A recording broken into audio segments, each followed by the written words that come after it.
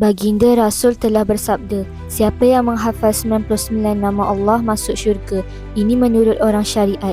Tetapi kalau secara hakikat, wajib kita mengetahui pemiliknya. Siapa pemiliknya? Pemiliknya ialah Muhammad yang batin yang ada pada diri, iaitu roh. Kalau Muhammad yang zahir sudah dikebumikan di Madinah, sesungguhnya Allah itu menyukai kepada yang ganjil.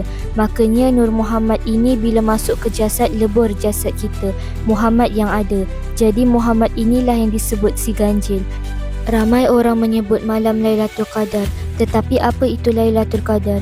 Ini ada dua erti. Kalau erti secara syariat ialah malam ganjil, iaitu malam 21, 23, 25, 27 dan malam 29.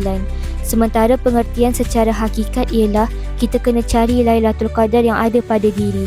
Siapa itu? Jawapannya ialah Muhammad yang batin. Muhammad ini ialah sifat Allah, kenyataan Allah yang menjadikan zat wajib al-wujud bagi Allah. Tanpa Muhammad, semuanya bangkai.